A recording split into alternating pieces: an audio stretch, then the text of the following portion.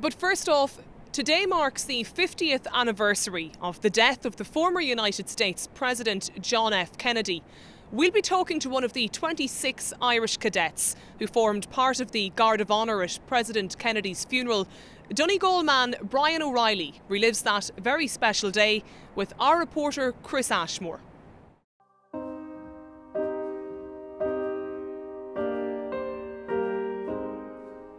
Pretty much every Irish person of a certain age remembers where they were when John F. Kennedy was assassinated.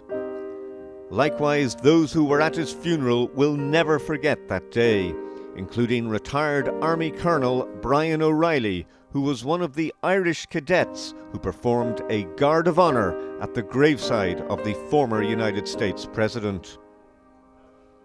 O'Reilly, the Donegal-based former commanding officer of the 28th and 24th Battalions, who was also an aide to President Mary McAleese, recalls the events that led to the Irish cadets being there. The President was killed on a Friday.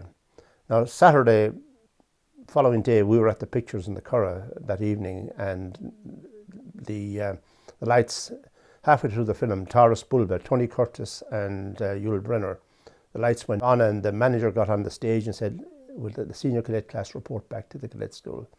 So we reported back at 9 o'clock or so, and there the cadet master, Colonel Mattimo, told us that Mrs. Kennedy had requested President de Valera to dispatch us to our husband's funeral in Washington.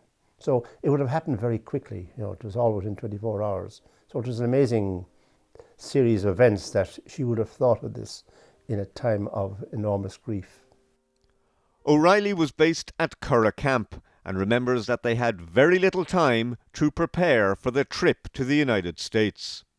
This was now 10, 11 o'clock at night, and we were scheduled to leave the next morning. So we immediately started to drill, prepare and get ready until the wee hours of the morning. And then next morning was packing up and getting ready to go. And, it was, we didn't have a passport. We didn't have a visa. None of us had flown before. We had no money. It was the 23rd of the month, 24th of the month, and we were paid on a monthly basis. However, a decent shopkeeper in the Curragh gave several of us a loan of a fiver to go to the States. They flew to America on an Aer Lingus flight with the Irish President Eamon de Valera amongst those on board.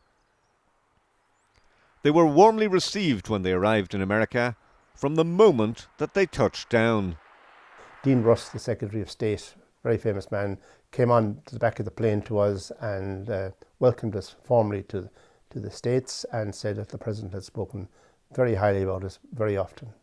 The Irish cadets stayed at Fort Myer, which was in itself another eye-opener. We were staying at Fort Myer, which is right next door to Arlington, and we stayed in a big billet. It was lined out with bunk beds, and some of us had never seen, most of us had never seen a bunk bed before, and some of us were a bit scared about occupying the top pew in case you might fall out during the night. On the morning of the funeral, the Irish cadets had a number of rehearsals, and there was an element of nervousness. Got up early. We then rehearsed in Fort Myer for several hours, and then we did a dress rehearsal at the graveside.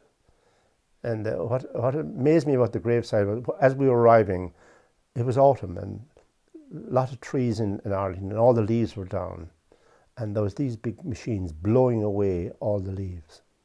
And there was this artificial grass being laid at the graveside. So we were brought up to do a rehearsal, and we were the grave was right beside us. We were amazed at this. But also right across from us was this major platform that all the world media were going to be covering the event. So this really focused our minds on, if there was any mistakes made, that they'd be very obvious to everybody. So we rehearsed. The funeral ceremony was both memorable and emotional, and the cadets' instructions were easily distinguishable. For the cadets, concentration was vital. And, you were totally focused on keeping your eyes on the head of the guy in front of you and getting it right, making sure that it was slick. And there was, you had to count inside your head for the different movements. 1, 2, 3, 1, 2, 3, 1, 2, 3, 1. So everybody was internally counting this in order to get it slick and sharp and right on the day. And we did.